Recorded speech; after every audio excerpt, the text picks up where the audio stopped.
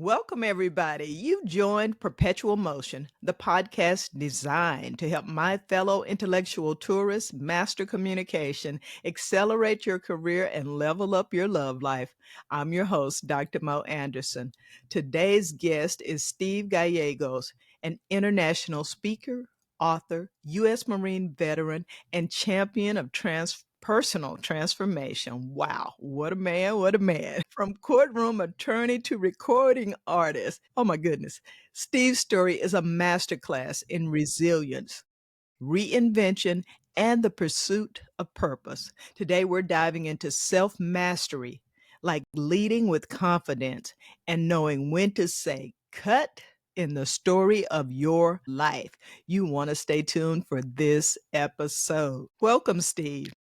Dr. Mo, it's so exciting to be here with you after all these years of wanting to be on your show.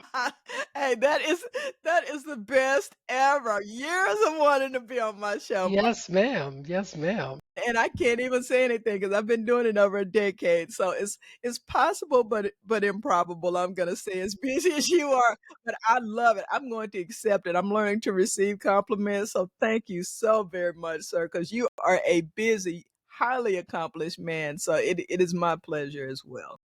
Thank you so much. Hey, Steve, you had a dynamic journey from U.S. Marine to musician to attorney, and now you're a global speaker. What moment made you say cut and shift your story's direction? What a great question. And the exciting thing, Dr. Mo, is that it could have happened at any time, Mhm. um, had I been aware that I had that power. And for the sake of the listeners that don't already know, yet what we're referring to is this concept that I have come up with. It's not original by any means because the movie industry, the entertainment industry, television, music production, theater have been using it for decades. And that's when the director of the production, Mhm. when the scene is not going according to his or her wishes, what do? They don't just let everybody run amok and what happens will happen. They no, they stop and they yell, cut! Cut. Right? Yeah. And then they call everybody over. They call the actors and the lighting personnel and the sound people and the wardrobe people and sometimes even the caterers, right? And say, this needs to change. This needs to change. And you guys need to do this differently. Sometimes they call over the script writer, the writer, and say, I need to change these lines because they're not coming out right, in this particular moment, et cetera, et cetera. And so, as while I was a practicing entertainment attorney in Los Angeles, I had the opportunity to attend some screenwriting classes because, all lawyers want to become filmmakers too. Right. Understood. Right, right. And so I attended some screenwriting classes. And I remember making a note as I'm listening to the instructor talk about, character development and all of these things and all of these elements and saying, we can apply these to our lives too, right? At any moment we can yell cut because we're not only the actor in our lives, although many people, a lot of people simply think that's all they are. I'm just an actor following usually someone else's script. But when we realize that we have the power to yell cut, now become the writer, the producer, and the director of our own life's production. Man, the power that we have. So, going back to your question, the moment that I decided to yell cut, the first time, although I didn't intentionally do it, in other words, I didn't have the wherewithal back then when I was 17 years old and coming from home from school, going up to my bedroom, getting the that plastic dry cleaner bag out of my closet, sitting down on the edge of my bed and wrapping that bag around my head, holding it tightly to see how long it would take me to leave this world. I did that several times because I felt of my programming. I had been led to believe by my parents and other adults in my life until then that I was worthless and good for nothing, that I had no place in this world, that I had no value to offer. And so I believed that because these were adults telling me these things. These were my parents telling me these things. How can they be wrong? Mhm. You don't challenge, especially in Hispanic families, you don't challenge your parents. We didn't back then anyway. Now it's a different world Yeah, today that we live right. in. I know. Yeah, those rules are boom out the window. So what I did, Dr. Mo, is I had this sensation that no, this is not the way you're going out. There's more for you. I didn't know what it was and I didn't have any answers, but I listened to that inner voice. And good thing I did, because not long after that, it was that same summer that I ran away, or as I like to say, I took my life by running away to join the Marine Corps, right? And so I took control of my life. Again, I didn't know I was yelling cut and becoming the writer, director, producer. I just knew that I was making a change, and this is my first real life lesson. It has to do with my life philosophy that developed from it. Is while I was going through this very, very dark time in my childhood, a friend gave me a book from Norman Vincent Peale called The Power of Positive Thinking. And the theme is that, and in fact, there were 7 words in that book that made sense to me, nothing else did. He said, change your thoughts and you change your world. Right? Change your thoughts and you change your world. Much like your own statement that you've used for years is change your words, which is also true, and you can change your world. Right. That's my Again, tagline. both those Yeah. statements are true. So I didn't know quite yet. I didn't have a handle on how do I change my thoughts, because the first thing that came to me is great. Now my thoughts are the problem, right? And Hmm. so how do you fix that? But I knew that I could change my world. That seemed simple enough to me, and that was the running away part. That was the leaving home at 17 to go join the Marine Corps. So that was my first instance of yelling cut. Metaphorically. And then while in the Marine Corps, this is where the true transformation took change. If I may continue, Yes. Marine Corps boot camp at the time, and I think it still is, was 13 weeks. There happened to be 3 other individuals, 3 other recruits in my training class that could not speak English very well. But Hmm. yet here they were serving their country. But the Marine Corps academics is very stringent, and if you don't pass the academic part, it doesn't matter how big, fast, strong you are, how many people you can take down with one punch. None of that matters. If you Hmm. don't pass the academics, you don't make it as a Marine. You don't become a Marine. And so no one asked me to, no one suggested it, no one put it in my head, but I took it upon myself to help these guys because Spanish was my first language. Now, remember, I was a good for nothing. So it wasn't like I was a tutor, with years of experience tutoring others or anything like that. Right. I just knew that I needed to help somehow. So at night, when everybody else went to bed, the 4 of us would get up and we'd go sit on the cold, damp, musty shower floors of the squad bay there in Parris Island, South Carolina. If you've ever been, you know how humid and musty and muggy it is all the time.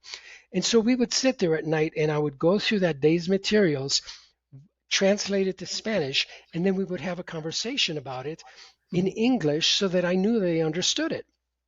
Well, about 2 weeks into this experience, all of a sudden, 2:30 in the morning or so, we're in there and talking, and then we just hear this cussing and yelling and storming. And one of the drill instructors that was on duty, he heard voices coming from the showers at 2:30 in the morning. And so what's he thinking? I've got kids in there that are up to no good, Yeah. right? Partying, smoking, I'm whatever, drinking. Yeah. exactly. I'm sure his mind was just like, my goodness, I'm going to have so much fun with these recruits. And then, when he sees us laying on the floor with, our notebooks in hand and stuff, once I got up and managed to put my heart back in my chest and I explained what we were doing, he just looked at us and kind of cautiously, and he said, all right, carry on. Well, fast forward 13 weeks to graduation. And good for him. Yeah. Yeah, yeah, for allowing us to do that. Right. So Right. fast forward to the final exam, I get the top grade in the class, and my 3 friends get in the top 10. As a result of this, as a result of this event, this taking my eyes off myself and Mhm. putting them on someone else to help them achieve their dreams, I was awarded what the equivalent of valedictorian is in the Marine Corps. They call it the platoon honor man. That's the number 1 graduate. I got my rank of private first class, a promotion. I got the beautiful Marine Corps dress blue uniform. Not everybody gets that, Oh, I right? didn't know that. I Yeah, love not everybody gets that that dress blue look. uniform. Yeah. And so I was rewarded. Mhm. And that to me in my young, 17-year-old brain was, aha, if I help other people achieve their dreams, I'll get stuff too. My dreams will come true if I help others. And so that was the first true life lesson. that I was valuable, that everything I'd been programmed with, or a lot of what I had been programmed with previously, was a lie, and that I didn't have to live as that person, as that good for nothing. When you're told as a kid that you're worthless, loser, fat, ugly, Right. dumb, stupid, whatever, you adopt that, you absorb that into your skin, into your being, and you become more of that. Much to my parents' chagrin, the more they called me good for nothing, the more good for nothing I became, right? Yeah, And then yeah, you it's get up. not a motivating thing to say it. It No, turns into a limiting belief in exactly. regards to what you think you're capable of when it's coming from people who are supposed to love you and guide you, right? Exactly. But this is the way I learned many years later that my parents grew up and that they were treated.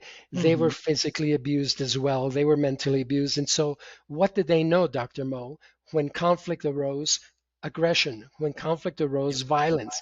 When, things weren't going right in my life, in their life, who do they take it out on? You, come here and bring me the broomstick or bring me the bell. It's just the beating of the day kind right. of thing. And so I learned it was because they had that same upbringing. And so that was their training, right? This is how I show love.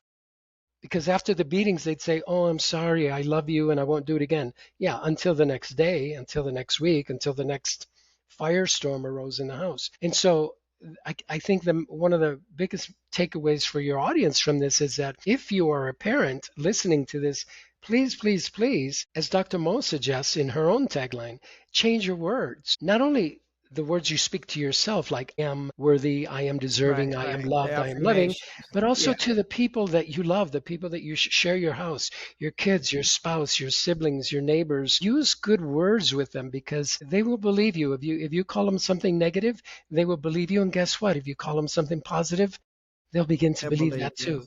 And isn't Yeah, that better? Isn't yeah. that better? Absolutely, absolutely. Wow, that's an incredible kinda origin story that you have there. I think Mm, about my Marvel comic superheroes at the moment that they realize their own power, and for anyone listening right now, you may be a regular listener, you may have happened to just happen upon the show, just clicked on it because you like the thumbnail and you're feeling hopeless, helpless. You don't have to stay in that position, particularly if there are people around you and things around you that are, making you feel bad and making you feel like, you're worthless. I love your words from Dr. Peel because even before my tagline, change your words, it begins with your thoughts. There's so many things, I'm a Christian. There's so many things in the Bible that talk about your thoughts and controlling your thoughts and then your tongue. And so I just really think you've given somebody a roadmap there for changing the course of their life. And it sounds like even within all of that, that as depressed as you were, that you were respectful for your parents. I didn't hear any respectful of the authority of your parents. And I didn't hear you say anything about fighting back. But again, those words coming at you had such a devastating effect at the time. And I'm so glad you were not successful with that plastic around your head. I've talked a lot about how I've had episodes of clinical depression as well. And it's amazing. People think you're just, lying in the bed, not doing anything. There are so many, we talk about functioning alcoholics. There are so many functioning clinically depressed yeah, people who are hiding it so well and then going up to their bedrooms as you did, having really, really bad thoughts. right. And the other thing I wanna say is that throughout, your various roles and careers, it seems like you've always been one to try to help people and to give back, and so I really, respect that as well, coming from the place that you did. That's pretty remarkable. Well, thank you. And I'm glad that you highlighted that because I didn't know. Again, this is being unconsciously competent, or, have you heard those phrases that at some Mhm. point you're completely incompetent, unconsciously, incompetent, then you become competent, and then you become unconsciously competent. I was unconsciously aware of this journey, the intent and the purpose of the journey that I was creating in my life, from going to the Marine Corps, leaving and becoming a police officer in California, leaving that and going into law. I didn't do this with the intention, I'm doing this because I want to help more people. It was more logical than that at the time when I left the Marine Corps. I said, the next logical job to get and the easiest job to get is law enforcement, right? Military law enforcement, they kind of go hand in hand. Actually, it's a mistake because the military shoot to kill mindset is completely wrong for the civilian law enforcement world, Yeah, I which, literally had that thought, particularly yeah, being an African American, and I have law enforcement people in my family, but I also know the other side of that, that mentality and aggression, particularly for those who may have needed therapy and didn't get it, and then to go into another position like that.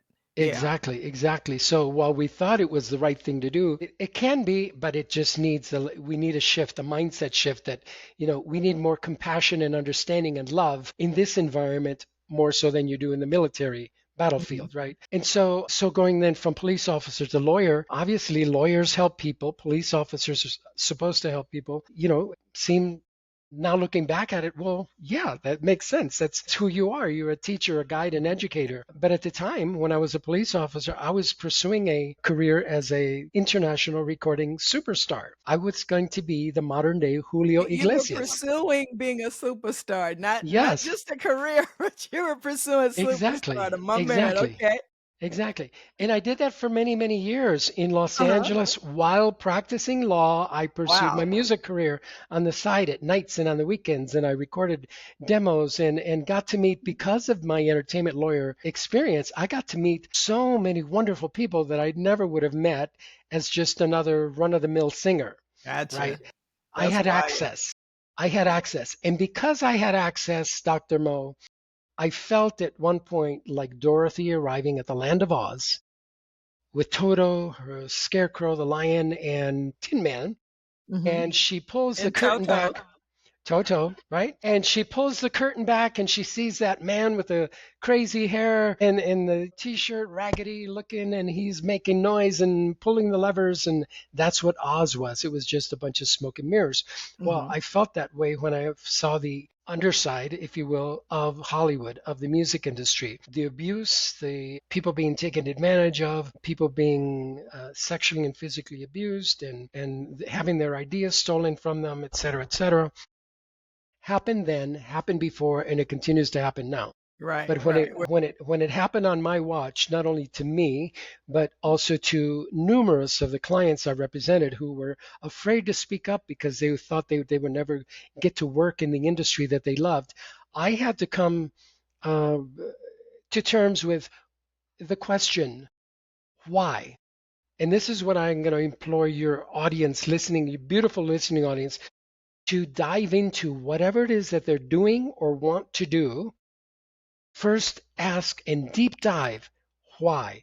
Why do I want this? Why do I want to do this? And don't just stop with the surface like I did. Why? Because I want to be famous and I want to have money and I want to have attention and admiration and respect. That was my desire for wanting to be an international superstar. But the truth was, Dr. Mo, the truth was that my why was because I thought incorrectly, mistakenly, misguidedly, that being on stage and the people applauding and yelling and screaming and wanting more, I thought that was love. Big Yeah. mistake.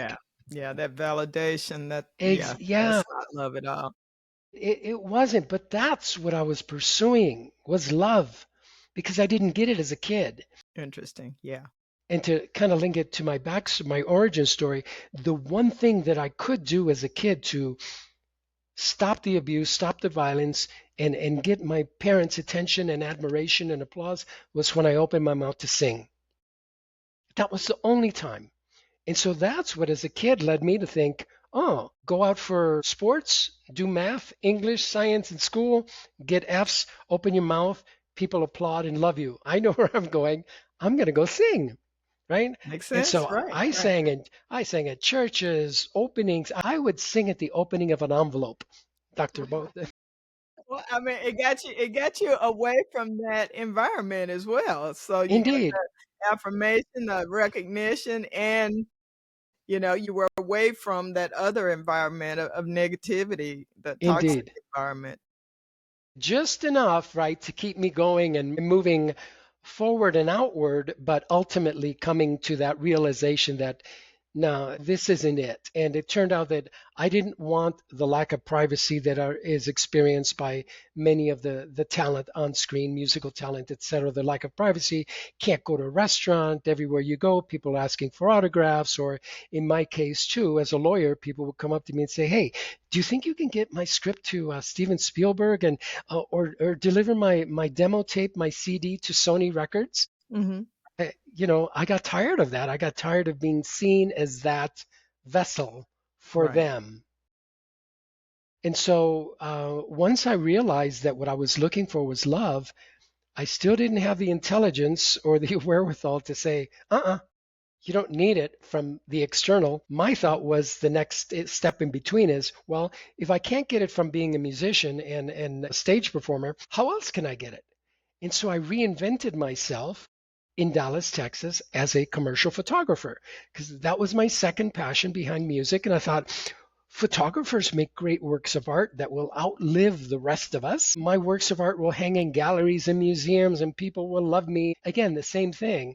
And it wasn't until 2008 when I attended a success conference in Las Vegas where the speaker put on stage a chart reflecting Professor Maslow's hierarchy of needs. Mm-hmm. Yeah, And I I'm know very you're familiar familiar with with it, that.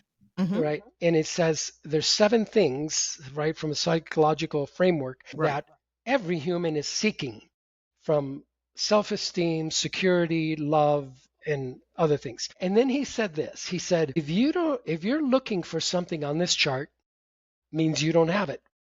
Okay, that makes sense. And here it is. If you don't have it, how can you give it away? If you don't have it, how can you give it away? Dr. Mo, have you ever been hit by lightning? Literally, no. Metaphorically, yes, I'm sure. Well, Yes. I've never been hit by lightning, but I'm sure that's what it feels like because at that moment, as soon as I heard him ask that pivotal question, I jumped out of my chair in a room of 300 strangers and I said, "Are you effing kidding me?" Did you? And I said, all my life I've been looking for love, and you're telling me that the reason don't, I'm seeking it is because I don't have it. And if I don't have it, I can't give it away. And he said, let me give you an example. If your friend calls you and says, Steve, I need $100, and you only have $10 in your pocket, can you help your friend with the $100 he or she needs? And just like that, it made so much sense. The It all switch. Yeah. became clear that everything I had been doing up until then was to seek love externally. And this is why it answered why all my previous relationships had failed, because I was always expecting. I thought I was giving love, but I wasn't because I was expecting, give me applause, admire me. Was I good? And tell me how good I was. All of Mhm. these things, seeking this validation, respect, because I didn't have it inside. Well, and that I'm very familiar with that. That also allows people to manipulate you once they Mm, recognize that in you that's something you so desperately need. I would imagine that became a factor in the relationships as well. And when you're not getting it, then you want to move on to the next thing instead of yeah, yeah, yeah. that's the thing. Next, and this is again, we highlight this not just to say, oh, poor Steve. I don't want anybody saying poor Steve. I want to say, yay, Steve. Nobody says poor Steve, dude. I just introduced you. Nobody's saying that. Good. I want to Nobody. say, Nobody yay, was saying yay, that. Steve, because had you not gone through that, I wouldn't be able to be in a position to teach people. If you're in a relationship, intimate, romantic relationship, once you let go of your need, if you are able to let go of your need for the other person to be like, look like, do like, say like, smell like, all those things, and you just enjoy you for being you, be in that relationship because you want to and because it enhances your life, not because you need something from the other person. Because the moment is going to come when that other person, he or she, is going to forget, they're going to be too tired, they're going to be ill, they're going to, whatever, something's going to happen. They're going to get it wrong. Distracted, And then whatever. Yeah. and then you're going to feel so down and depressed and neglected and unloved because you have these expectations that I need you to show me love in this way and in this way only, right? Right. Okay. And so if we're able to let go of need, you can be together in relationship, and that person is going to want to be with you because you are so complete in your own skin, in your own self. You love yourself. I love myself. I don't need now anybody to tell me how great I am. I know how great I am Hmm. because I was created to be great. It's just Right. like you, right? I was created by a king. So I'm the son of a king, and you're the son of a king or a daughter of a king. And we were made in his likeness. That's only one greatness, right? That is greatness. And no one can take that away from us. Before we go further down that road, because that is one of my questions about relationship mastery, I want to go back to the self mastery just briefly because um, you so smoothly and confidently, despite what you've been through as a 17-year-old, you took on that role of mentoring three peers and helping them and doing it with such excellence. I'm sure it was harder than, we can explain in the half hour that we have, but I am wondering if there's someone who's listening now, and they may be an adult. I believe primarily my demographics are adults, and they are in a place of wanting to change the direction of their life, of yelling cut, but it's been 40 years of not saying cut, of just being an actor, following the directions of whomever they felt was in a position of leadership or authority over them. Where do you start? I mean, it's easy to give them a tagline and say, change your thoughts. But for them, can you give something practical, just a small step where they might start? They might just be able to say see. They might be able to not be able to do completely cut. But, I mean, you know this process. This is what you teach. How can they start to remove themselves from that scene and start a new one person play, if you Thank you. will? Thank you for that question. It's a very important question, and it's the essence of everything I do now. It's the essence of everything that I teach, and it's the essence of this program is how do I do that for myself? The first step, there's a couple steps, but they're simple steps. They're Mhm. simple in that they're easy to effectuate and implement. They're challenging because some of us love our story so much that it has become our identity, and we can't imagine who we would be without this story of I am a loser, I am an abused spouse, I am an abuser in my relationship, or I am this or I am that, whatever limiting thing is for you. And the way you know that you're hanging on to this story that no longer serves you is when you share that story with someone else. And if the first thing that person wants to do is give you a hug and say, poor you, I'm so sorry you're going through that. I'm so sorry you feel that way. Come here and let me give you a hug. And you go run and you receive that hug and you know, like a little puppy in their arms. That's when you know that story is your identity. Wow. That's how you know. Wow. Because you are looking for validation through your story. You're looking for companionship through your story. You're looking for acceptance through your story. How is that validation? I don't understand It how that. validates me as a human being that I'm seen because of my problem, not Wow. because of my Okay. excellence or because of my whatever, my influence or But anything else, because of my but problem. because I have this problem all the time and I'm constantly talking about it. When people hug me, they see me, they listen to me, they hear me. And Mhm. that validates me. It makes me, I'm alive. Right. Okay. Right, right. So it doesn't have to be that way. If you want to, and you won't want to until you get sick and tired of being sick and tired, that's how you know.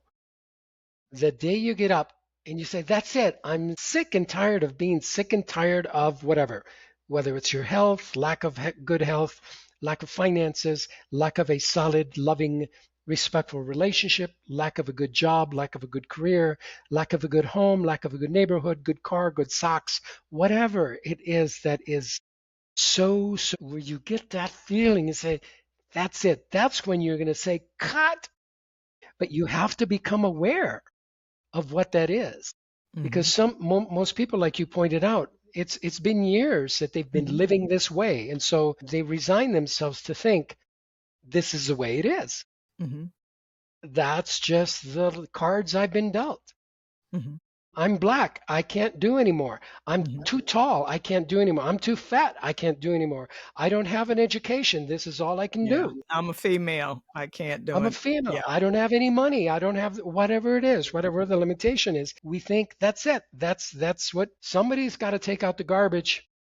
Well, yes, that's true, but it doesn't have to be you all the time. If you want to change it, you have to have this deep burning desire to want to change it. And this is what I said earlier. You have to ask yourself why. Why do I want to change it? Some of you are going to say, well, yeah, I'd like to change it. It would be nice to have nicer clothes and live in a better house and Mhm. have a, Mhm. a husband or a wife that respects me when we're out in public. It'd be nice. But nah, I'd have to get divorced. I'd have to move. I'd have to do this and that and the other. I'll just leave things the way they are. Well, you can do that. That's your choice. You can do that. I don't recommend it, but it's not my life to live. It's your life, right? And so I'm giving you permission to stay where you are if that's what you want. But if you want to change, and this is for you that want to change, you need to ask yourself why. What is it about this situation that is just so daunting, so limiting, so negative, so I don't want to do this anymore?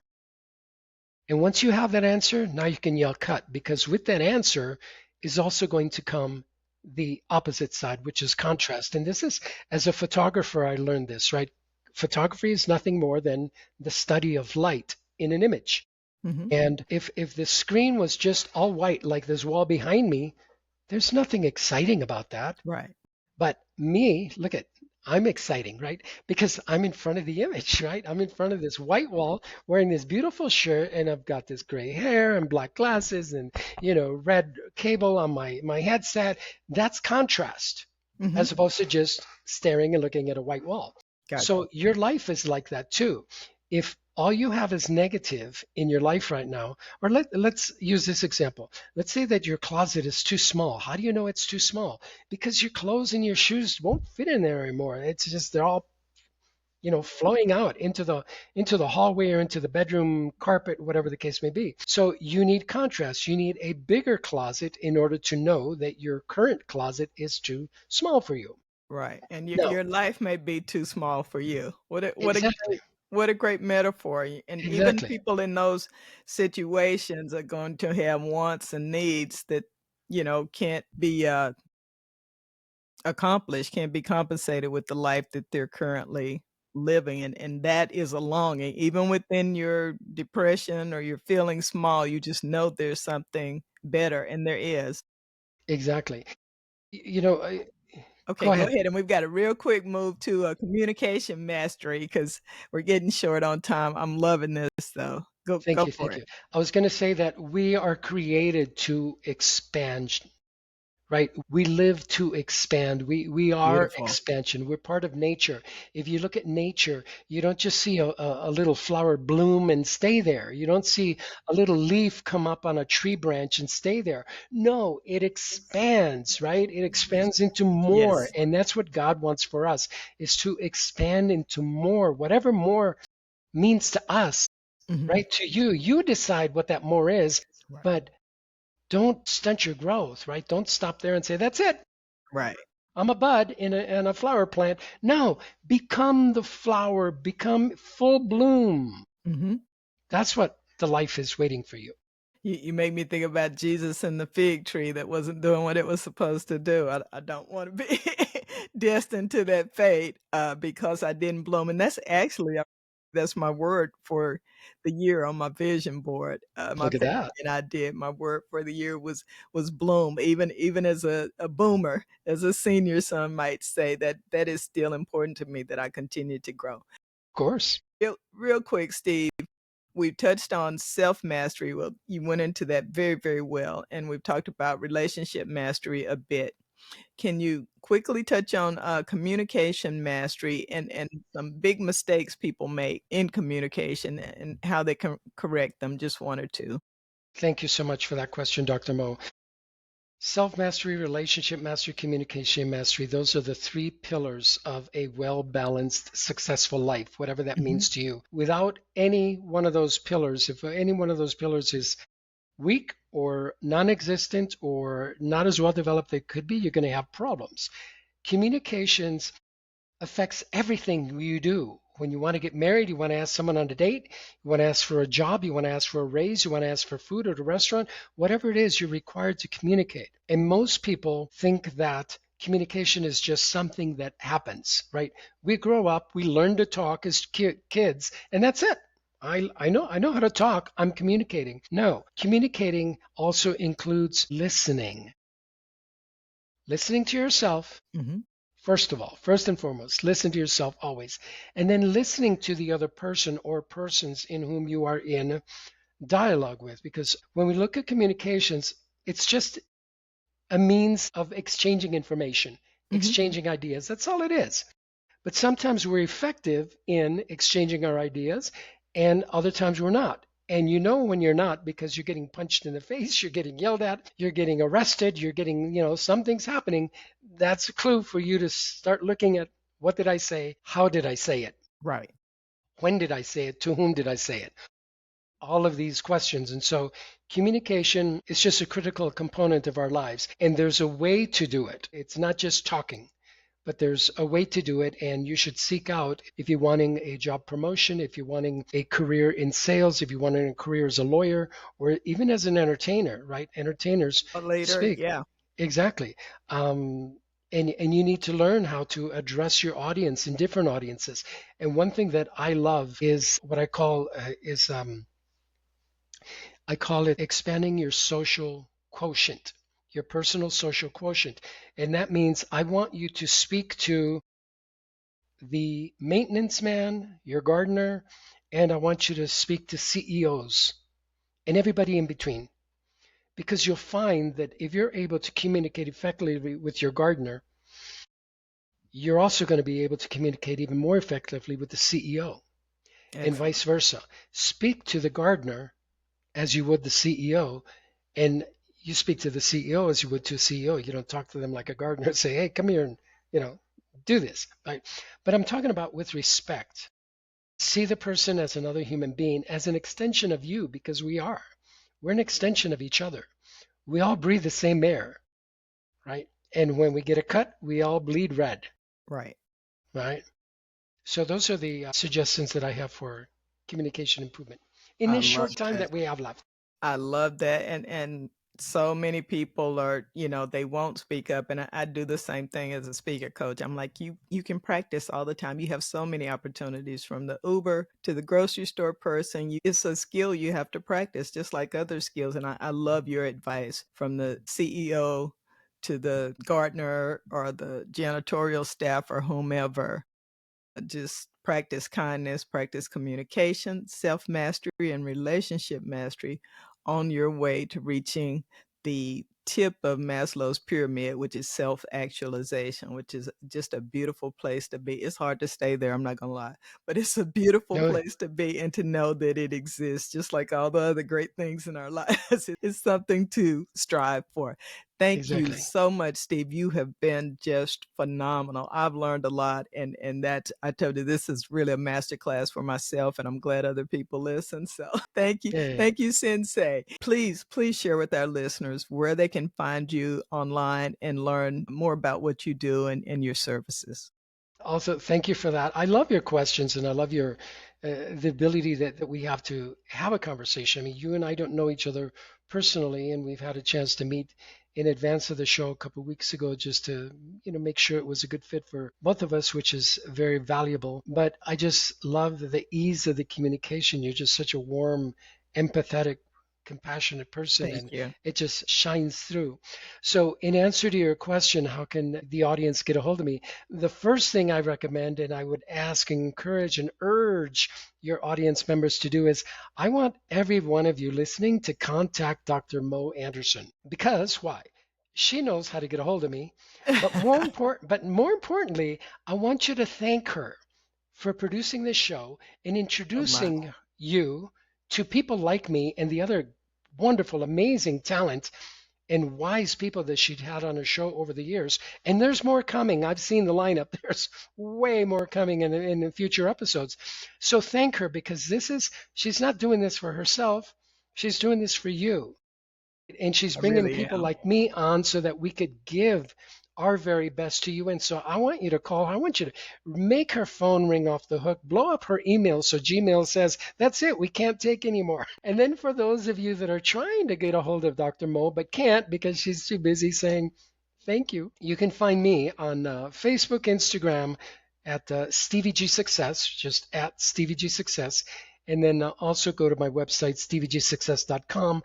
Go to the resources link on that website where you get free audio programs. I don't ask you to, sign in or buy in or give me your email address or, you can send chocolate chip cookies if you want because those are my favorite.